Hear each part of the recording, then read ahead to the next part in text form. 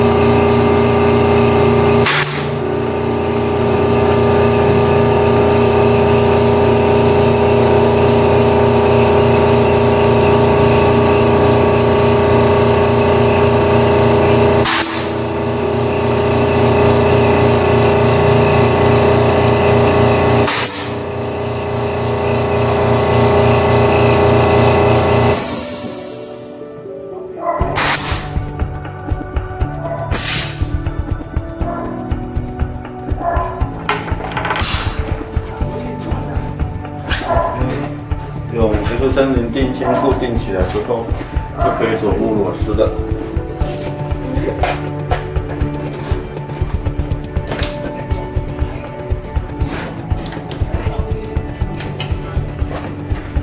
做得很丑，但是应该算耐用。相信做越多次，技术力就会越来越精。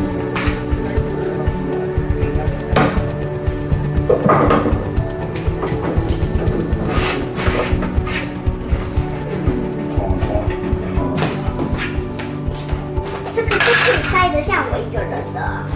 对呀、中间还有2个管子。这边可以再加一个木板吗？可以啊。因为书比较多。啊，总算完工了哈，总算把书架整理起来。那该锁的木螺丝也锁得到啊，不过就是看起来就是，毕竟不是木工嘛哈，连工都算不上了啊。那这个做起来至少可以放直排轮，放亮亮的书，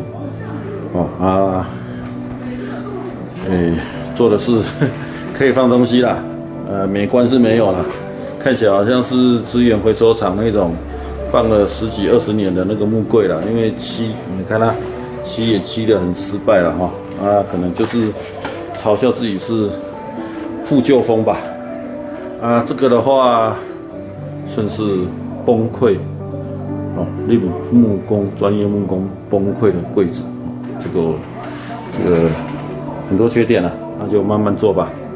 希望会越做越进步，至少可以放，耐重是没问题的。那个木芯板只要木螺丝确实有锁，还有上胶，其实就是细节啦，细节要再多注意啦。准度不够了，因为没有锯台，有锯台也不见得就切得准，最主要是给给我的女儿亮亮用的，放书，亮亮你看。完成了，好，就这样咯，拜拜。